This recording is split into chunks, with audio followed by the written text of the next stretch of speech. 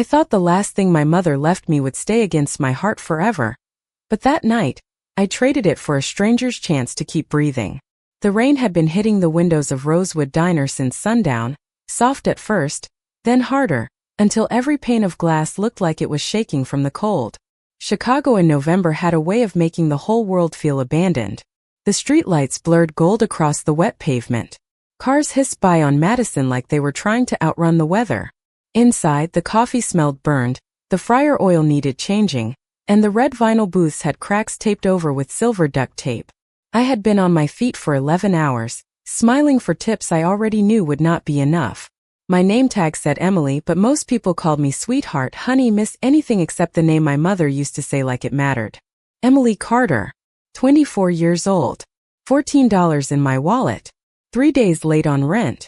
One unpaid hospital bill folded in my locker like a warning. And around my neck under my faded blue uniform was the only thing I still owned that felt like home. A small silver locket.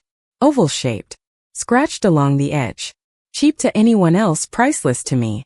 My mother had worn it every day until the morning she pressed it into my palm from a hospital bed and whispered, "Keep this close when the world gets loud." I did. I kept it close through funerals, eviction notices, double shifts, empty refrigerators, and nights when I sat on the bathroom floor because crying in bed felt too much like surrender. That night I kept touching it through my shirt while I refilled coffee for truckers, college kids, and men in expensive coats who looked through me like I was part of the furniture. Table 9 was different. I noticed him before I admitted I was noticing him. A man in a black suit sat alone in the back corner, where the diner lights did not fully reach. He had dark hair combed back, a clean white shirt, and hands that rested still beside a cup of coffee he never drank. 2 men waited outside under the awning, broad shoulders, dark coats, silent as statues. Nobody told me who he was. Nobody had to. The air around him carried money, danger, and a kind of quiet authority that made people lower their voices without knowing why. When I brought his check, he looked at me only once. Not the way men sometimes looked. Not hungry. Not rude. Just sharp. Like he had spent his life reading rooms before they betrayed him. I was about to ask if he needed anything else when the bell over the door gave a weak little ring. A boy stepped in, maybe 10 years old, soaked through his hoodie, cheeks red from the cold. He stood near the entrance, clutching a paper pharmacy bag that looked too flat to hold anything. Behind him, through the glass, I could see the drugstore across the street. Its neon sign flickered blue and white in the rain. The boy's lips trembled. He did not ask for food. He did not ask for money. He just stared at the floor until I crouched in front of him and said, "Hey, are you okay?" He shook his head. "My sister needs her inhaler," he whispered. "I'm short. Just $26. $26.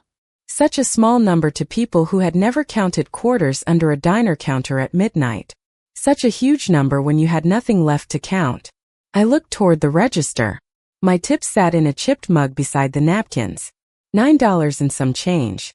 My rent was already late. My stomach had been empty since noon. Then my fingers found the locket under my shirt. I felt my mother there. Cold silver. Warm memory. A tiny weight that had held me together for 3 years. The boy wiped his nose with his sleeve and whispered, "I can come back tomorrow." Something in me broke quietly. Not loudly. Not dramatically. Just enough. I unclasped the chain before I could change my mind. My hand shook as I placed it on the counter in front of Mr. Halpern, who owned the pawn window beside the diner and sometimes came in for soup before closing. He knew what it was. He had seen me touch it 100 times. "Emily," he said softly, "don't." Pushed it closer. "Please. Just give him what he needs." The diner went quiet in that strange way rooms do when kindness costs more than anyone expects. Mr. Halpern opened his cash drawer. The boy left with the money held tight in his fist, running back into the rain like hope had finally found his address. I smiled until he disappeared. Then I turned away before anyone could see my face fall. My hand went to my throat. Empty. So empty it hurt. And from table 9, the man in the black suit watched me like he had just witnessed something he did not know how to forgive. The man at table 9 did not move when the boy ran back into the rain. That was what made him terrifying. Everyone else reacted in small human ways. Mr. Halpern cleared his throat and pretended to count receipts. The cook turned down the grill even though nothing was burning. A college girl near the window wiped her eyes with the sleeve of her sweatshirt. But the man in the black suit stayed perfectly still, his untouched coffee cooling beside his hand, his eyes fixed on the empty place at my throat. I reached for my collar again, forgetting. My fingers found bare skin. For 1 second I could not breathe. I had expected grief to come later, maybe when I got home, maybe when I unlocked my apartment and saw the little dish on my dresser where the locket usually rested at night. I had not expected it to arrive right there under fluorescent lights, between the smell of old coffee and wet coats, while strangers pretended not to watch me lose the last piece of my mother. I grabbed a towel from behind the counter and wiped a spot that was already clean. Then another. Then another. Work was easier than feeling. Work gave my hands something to do while my heart stood in the middle of the room, confused and bleeding in a way no one could see. The bell over the door rang again when Mr. Halpern left. He did not look at me. That hurt more than I wanted it to. Maybe because he knew.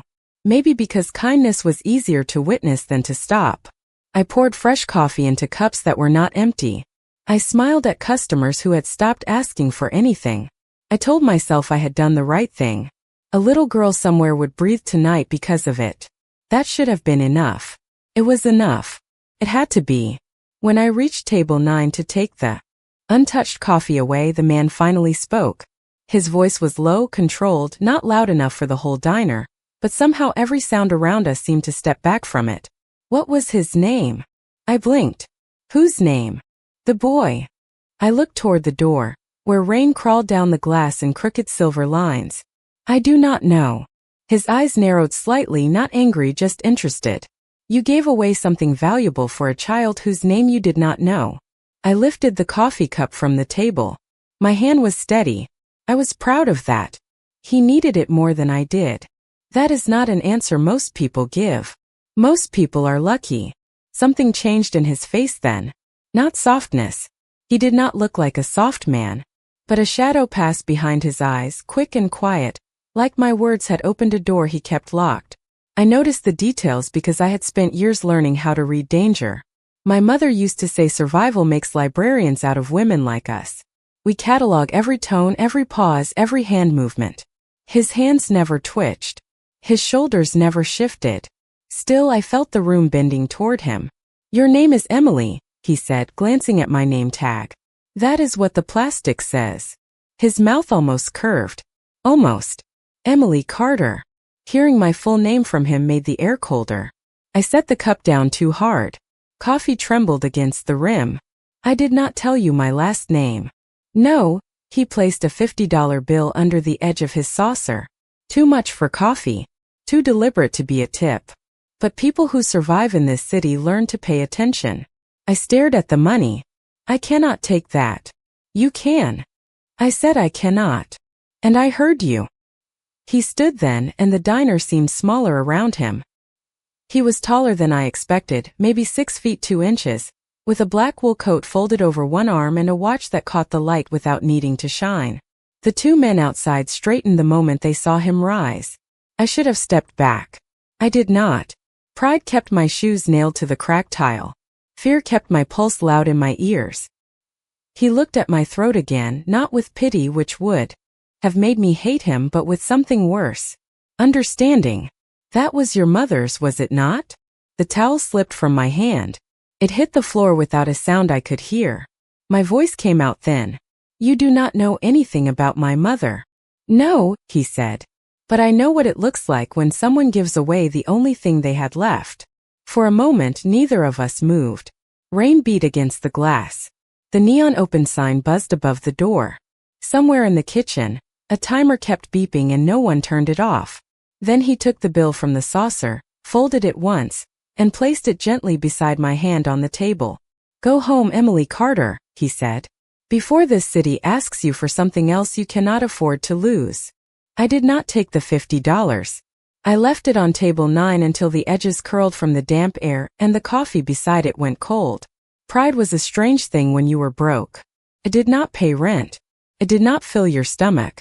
It did not bring back a silver locket lying behind a pawn window under a stranger's fluorescent light. But it was the only thing I still had that no one could price, so I held on to it with both hands. After the man in the black suit walked out, the diner breathed again. Conversations restarted in careful pieces. Forks touched plates. The grill hissed. Someone laughed too loudly, as if trying to prove nothing important had happened. I worked until midnight with my collarbone exposed and my throat feeling naked under the cheap yellow lights. Every time I passed the window, I saw his reflection in my mind. Stillness. Dark coat. Eyes that noticed too much. When my shift ended, I counted my tips in the back room beneath a flickering bulb. $9.83. My locker smelled like old fries and rainwater. Inside, folded between my work shoes and a spare sweater, was the hospital bill with my mother's name printed at the top. Margaret Carter. Balance due. Final notice. I pressed my thumb over her name until the ink blurred slightly. I used to think grief was loud.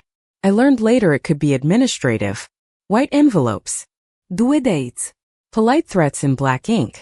I shoved the bill into my bag and stepped out through the rear door into the alley. The rain had softened to a cold mist, the kind that slid under your sleeves and stayed there. My apartment was 8 blocks away. Usually I walked fast with my keys between my fingers, eyes down, shoulders tight. That night, I made it 3 steps before I saw the black sedan parked beneath the broken street lamp. Its engine was running. Steam drifted from the exhaust in pale clouds. One of the men from outside the diner stood near the passenger door, hands folded in front of him, watching the alley without looking surprised to see me. I stopped so quickly my sneakers slipped on wet pavement. "Miss Carter," he said, "my employer would like to make sure you get home safely." My mouth went dry. "Your employer can mind his own business." The rear window lowered. The man from table 9 sat inside, half-shadowed, one hand resting on his knee. Without the diner lights, he looked less like a customer and more like someone the city had learned not to question. "That is a dangerous walk at this hour," he said. "So is getting into cars with strangers." "Fair." He did not smile. He opened the door but did not step out. That mattered. Men who wanted to frighten you closed distance. He gave me space and somehow still owned the alley. "I am Dominic Hayes." The name landed with weight. I had heard it before, whispered by customers when black cars rolled down Madison, printed once in a newspaper article about real estate, unions, restaurants, charities, and things nobody said clearly. Dominic Hayes. The kind of man people described by lowering their voices. "Good for you," I said, though my knees did not feel loyal. His eyes moved to my throat again. I hated that he saw the absence before I could hide it. "I upset you. You followed me." I waited. "That is not better." "No," he said quietly. "It is not." The honesty caught me off guard. I clutched my bag strap until it cut into my palm. "What do you want from me?" For the first time he looked away. Only for a second. Toward the rain, toward the cracked brick wall. Toward something old inside himself. "I want to understand why a woman with $9 in tips gave away the last gift her mother left her." My breath stopped. Not because of the question, because of the way he said mother. Softly, carefully, like the word had sharp edges. "You had someone check on me." "Yes." "That is invasive." "Yes." "Then stop." His gaze returned to mine. "I can stop asking questions. I cannot stop knowing you are in trouble." Heat rose behind my eyes, sudden and humiliating. I looked down at the puddles instead of him. "Everybody is in trouble, Mr. Hayes. Not like you. You do not know me. I know you gave a child medicine money and walked away with empty hands." His voice lowered. "I know you lied when you said you did not need it." The alley seemed too quiet. Even the rain felt like it was listening. I should have walked away. I should have told him rich men with black cars did not get to turn my grief into curiosity. But my mother's name was heavy in my bag, and my neck was bare, and some exhausted part of me wanted one person to understand what it had cost. Instead, I lifted my chin. "I did need it," I said. "I just needed to still be my mother's daughter more." Dominic went completely still. Then, with a kind of restraint that felt almost painful, he nodded once. "Then go home, Emily. And lock your door." "Why?" His eyes shifted past me to the mouth of the alley, where the city lights blurred in the mist. "Because tomorrow," he said, "people who profit from grief are going to learn your mother raised the wrong woman to underestimate." The next morning, I woke to the sound of my phone vibrating against the floorboards. I had fallen asleep on the couch without taking off my shoes, still wearing my diner uniform, my coat pulled over me because the radiator in my apartment only worked when it felt charitable. Gray light pushed through the blinds in thin, tired stripes. My throat was still bare. My hand went there before my eyes opened, and the emptiness brought the whole night back in one clean ache. The boy. The locket. Table 9. Dominic Hayes in the alley saying people who profit from grief were going to learn something. I sat up too fast. My phone buzzed again. Unknown number. I stared at it until it stopped. Then it started again. This time I answered with my voice rough from sleep. Emily Carter, a man said, cheerful in the way bill collectors are cheerful when they know you are afraid. Ray Voss. We need to talk about your mother's balance. My stomach tightened. I looked at the hospital bill on my coffee table, the one I had carried home like a stone. I already told your office I need more time. Time is what you have been spending, sweetheart. Money is what you owe. I closed my eyes. The word sweetheart had never sounded kind coming from him. Ray Voss worked for a private debt company that had bought my mother's remaining medical balance after she died. At least that was what the letters said. The numbers changed every month. Fees stacked on fees. Interest grew like mold. Every payment I made seemed to disappear into a hole with no bottom. I can pay something Friday, I said. I get paid Friday. He laughed softly. You said that last Friday. Because my hours were cut. That sounds like your problem, not mine. Outside, a bus groaned to a stop. Somewhere downstairs, Mrs. Alvarez's television murmured through the walls. Normal sounds. Safe sounds. But my apartment felt smaller with his voice inside it. Mr. Voss, my mother was sick. She was on medication when she signed those papers. She did not understand half of what was in them. The cheerfulness vanished. Careful, Emily. Accusing people of misconduct is a serious thing. My fingers curled around the phone. So is charging a dead woman fees she never agreed to. Silence stretched. When he spoke again, his voice was quiet. You live at 318 West Monroe, apartment 4C. Rent overdue. Building owner impatient. Employer unstable. You should consider cooperation before your life becomes more uncomfortable. My skin went cold not because he shouted but because he did not have to. That was how men like him worked. Not with volume. With information. With pressure. With the knowledge that poor people could be cornered by paper just as easily as by walls. I hung up. My hand shook so hard I had to set the phone down. For several minutes I just sat there listening to my own breathing and the drip from the kitchen faucet I could not afford to fix. Then someone knocked. 3 polite taps. Not Ray. Ray would have called first to make sure I was scared. I opened the door with the chain still latched. My landlord, Mr. Keene, stood in the hallway wearing a brown coat and an expression that had already decided not to feel sorry for me. Emily, he said, looking past me into the apartment like he was measuring what little I owned. We have to discuss the rent. I get paid Friday. You said that last Friday. The same words. A different man. The same blade. I swallowed hard. I can give you part of it tonight after my shift. He sighed almost gently, which made it worse. The owner wants action. I can hold them off until Monday, but after that I cannot promise anything. Monday. 4 days. My whole life reduced to 4 days and a number I could not reach. After he left, I closed the door and leaned my forehead against the peeling paint. I wanted my mother. Not in some poetic way. I wanted her hands, her voice, her terrible coffee, her ability to make any room feel survivable. Instead, I had her name on a bill, her absence around my neck, and a city full of men who knew exactly how much fear cost. My phone lit up again. Not Ray. A message from an unknown number. 7 words. Do not answer him again. D. I stared at the screen until the letters blurred. Then another message appeared.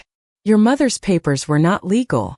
This time I stopped breathing for a different reason. I should have been relieved. That was the sensible reaction. Your mother's papers were not legal. 7 words that should have felt like a door opening. Instead, they felt like another hallway I had not chosen to walk down. I stood in my kitchen with my phone in one hand and the faucet dripping behind me. each drop hitting the stained sink like a clock counting down. Dominic Hayes knew about my mother's papers. Dominic Hayes knew about Ray Voss. Dominic Hayes knew too much about a life I had spent years trying to keep small enough to survive. I typed "How do you know that?" then erased it.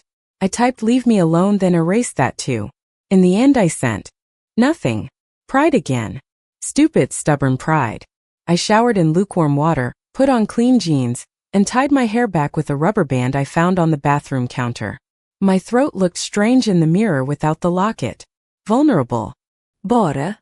Like the whole world could see where to hurt me now. I touched the empty place once, then forced my hand down. Rosewood Diner opened at 6, but I arrived at 5:30 because I needed something ordinary. Chairs upside down on tables. Ketchup bottles to refill. Napkin dispensers to stack. Coffee to brew strong enough to wake the dead and bitter enough to match the neighborhood. Ordinary could save you if you let it. The sky was still dark when I unlocked the back door. Inside, the diner smelled like bleach, old sugar, and yesterday's fried onions. Safe smells. Familiar ones. I flipped on the lights and froze. There was a box on the counter. Small. Black velvet. Sitting exactly where my tip mug usually went. For 1 second, my mind refused to understand it. Then my body did. My knees weakened before I moved. I walked toward it slowly, as if speed would make it vanish. My fingers hovered over the lid. I told myself not to hope. Hope was dangerous when you were poor. Hope made you believe the universe was listening, and the universe usually charged interest. I opened the box. The silver locket lay inside on a bed of dark satin, polished so carefully that the scratches looked softer, almost tender. My mother's locket. My mother's chain. My mother's last gift, returned to me like it had never left my skin. I made a sound I would have denied if anyone had been there to hear it. Not a sob. Not exactly. More like my heart stumbling out of my chest and finding the floor. I picked it up with both hands. The metal was cold at first, then warmed against my palm. I opened the clasp. Inside was the tiny photograph I had memorized years ago. My mother laughing in a red sweater. Me at 6 years old with missing front teeth and a crooked ponytail. She looked alive in that picture. Not sick. Not tired. Not reduced to bills and signatures and final notices. Alive. Behind the photo, tucked so neatly I almost missed it, was a folded slip of paper. My hand shook as I opened it. Some things should never be taken from a daughter. There was no signature. There did not need to be. I closed my eyes and saw Dominic in the alley, rain silvering his black coat, saying he could not stop knowing I was in trouble. Anger came first because anger was easier than gratitude. He had interfered. He had gone behind my back. He had reached into my life with hands powerful enough to move things I could not move. Then relief came, quiet and humiliating. I pressed the locket to my mouth and cried with my eyes open because closing them made it hurt more. When the front bell rang, I wiped my face quickly, expecting the cook or Mr. Halpern or a customer too early for coffee. But Dominic Hayes stood on the other side of the glass door, framed by the pale gray morning. No men beside him. No black sedan visible. Just him, one hand in his coat pocket, waiting like even power could understand permission. I should have left the door locked. Instead, I turned the deadbolt. The bell gave its weak little ring as he stepped inside. His eyes went to the locket in my hand, then to my face. He did not ask if I was okay. Maybe he already knew the answer. "You bought it back," I said. My voice sounded scraped raw. "No," he said. "I returned it." That is the same thing. Not to me. I wanted to throw the box at him.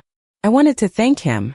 I wanted to understand how one man could make me feel protected and trapped in the same breath. "I do not owe you anything," I said. Dominic looked at me for a long moment. Then he reached into his coat and placed a thick envelope on the counter between us. "You are right," he said. "But Ray Voss owes you the truth." The envelope looked too heavy for paper. It sat on the counter between us, cream-colored, sealed, with my name written across the front in black ink so precise it felt less like handwriting and more like a decision. I did not touch it. The coffee machine hissed behind me, filling the silent diner with the smell of burnt grounds and steam, but all I could smell was rain on Dominic Hayes's coat, and the faint, clean scent of expensive soap that did not belong in a place with cracked tile and ketchup stains. "What is this?" I asked. The beginning of an answer. I did not ask you for one. No, he said. You asked Ravos for time. He used that to tighten the rope. The word made my shoulders stiffen. Dominic noticed. Of course he noticed. He noticed everything. Figure of speech, he added quietly. I know. I hated that my voice softened. I hated that he cared enough to correct himself. I picked up the envelope because leaving it there felt weaker than opening it. Inside were copies of documents I had seen before and documents I had not. My mother's signature appeared on 3 different pages, each one more uneven than the last. Dates circled in red. Medication records. Notary stamps. A page from Mercy General showing the night she had been admitted for respiratory failure. My stomach turned slowly, like a boat moving through black water. She signed this in the hospital, I whispered. 6 hours after they gave her morphine. Dominic's jaw tightened, but his voice stayed calm. She could not legally consent to a private loan agreement in that condition. I stared at the papers until the letters blurred. All those months of payments. All those phone calls. All the shame of thinking I had failed my mother even after she was gone. How did you get these? Carefully. That is not an answer. It is the safest one I can give you. I looked up at him then, really looked. He stood under the diner lights like a man carved from restraint. Dark coat. White skin made paler by the cold morning. Eyes that did not ask for trust because maybe he knew he had no right to it. Why? I asked. Why are you doing this? Dominic looked toward the window. Dawn had begun to turn the wet street silver. A delivery truck rumbled past, spraying water against the curb. For a moment, he seemed farther away than the other side of the counter. Because people like Ray Voss build empires from quiet suffering, he said. They count on good daughters being too tired, too guilty, and too alone to fight back. My fingers tightened around the documents. And you fight for good daughters now. His eyes returned to mine. No, the answer was so blunt it stole my breath. Then he said, I fight for debts that should never have existed. I should have argued. I should have told him that men like him did not get to decide what justice meant. But the locket lay warm in my palm, my mother's face resting inside it, and the papers in front of me proved a truth I had prayed for and feared at the same time. I had not imagined it. I had not been weak. My mother had been used. What happens now? I asked. Dominic reached across the counter, not touching me, only turning one page so I could see the final line. Ray Voss's company had bought the debt through a chain of shell businesses. One of them had an address I recognized from a newspaper article. A glass tower downtown with black cars always parked in front. He is meeting someone tonight at the Langford Hotel, Dominic said.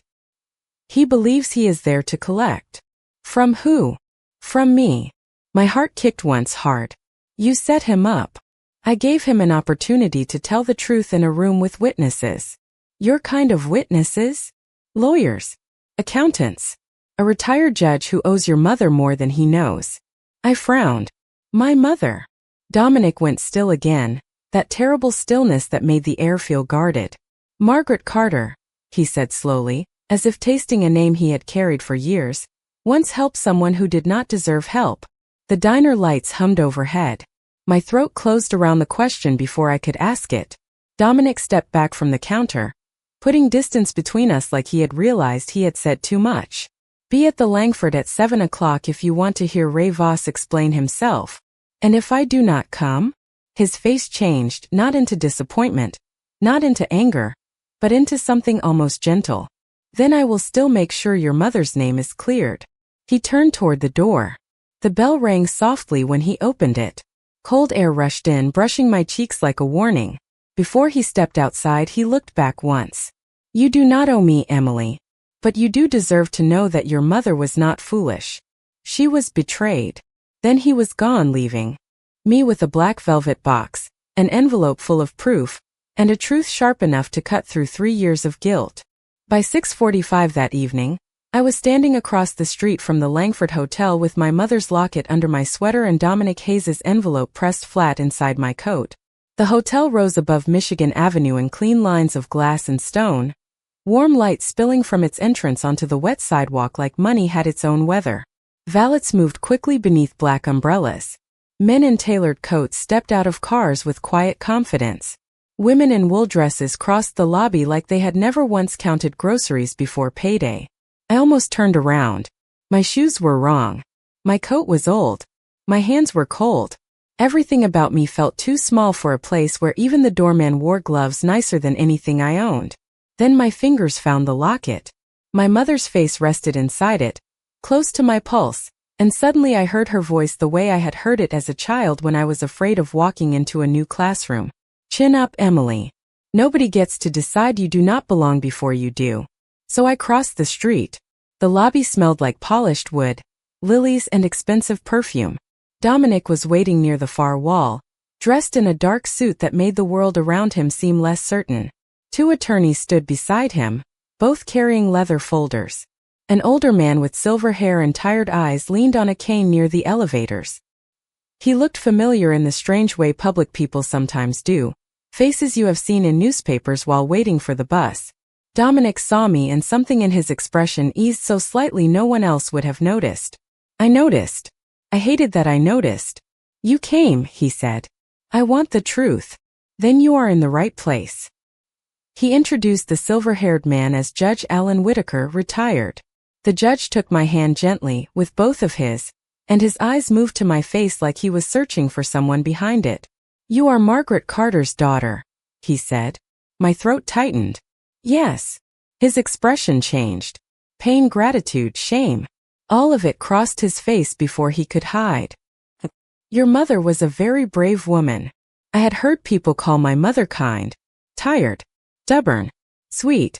I had never heard anyone say brave like it was a debt. Before I could ask what he meant, the elevator doors opened behind us. Ray Voss stepped into the lobby wearing a gray suit and a smile that looked polished for courtrooms. He saw me first. His smile thinned. Then he saw Dominic. I disappeared completely. Miss Carter, Ray said, pretending surprised badly. This is inappropriate. Dominic did not raise his voice. So was having a sedated woman sign a loan agreement she could not understand. Ray's mouth tightened. You have no authority here. The retired judge tapped his cane once against the marble floor. The sound was soft, but everyone heard it. Ido. We moved into a private conference room with frosted glass walls, and a long table that reflected every face like water. No one threatened Ray. No one touched him. That made it worse for him, I think. Papers were placed in front of him. Dates. Records. Copies of signatures. Phone logs.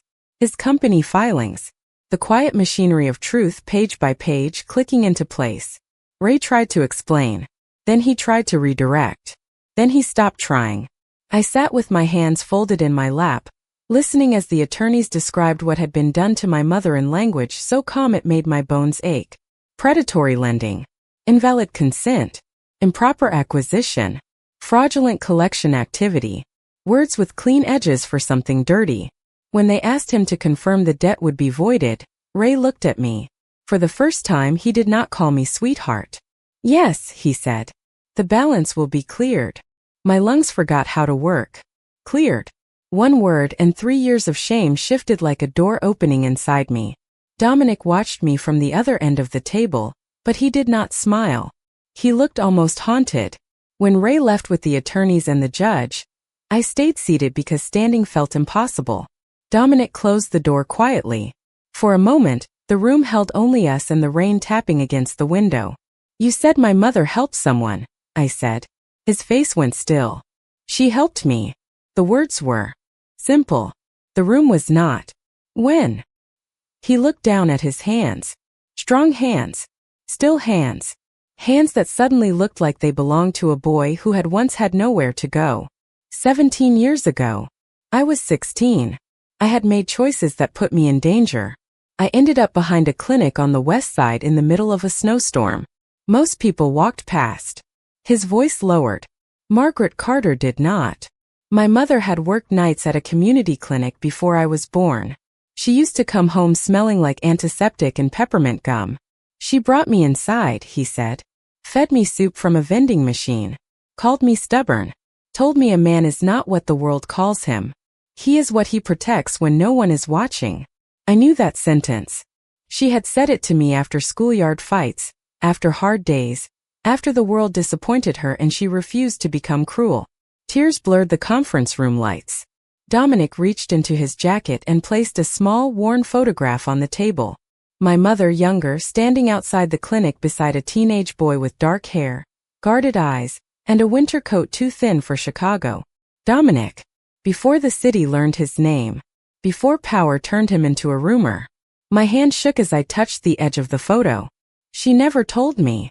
She saved my life, he said quietly. And I never had the courage to thank her. I looked up at him, and for the first time, I did not see the man from table 9. I saw the boy my mother had once refused to abandon. Then Dominic said the one thing that finally broke me. When I saw you give away her locket, I knew kindness had found its way back to me wearing her daughter's face.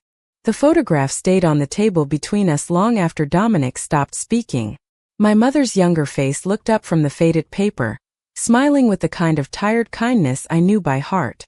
Beside her stood a boy trying very hard not to look saved. His shoulders were stiff. His eyes were guarded. His hands were shoved deep into the pockets of a coat too thin for a Chicago winter. If Dominic had not told me, I might never have recognized him. Power changes the shape of a person. So does loneliness. I touched the corner of the photograph and felt something inside me shift, not toward forgiveness exactly, but toward understanding, which was more dangerous because it made room where anger had been standing. She believed everyone could come back from the worst thing they had done. I whispered. Dominic looked at the rain on the window. She was wrong about some people. Maybe. I closed the locket around my mother's picture. But she was not wrong about you.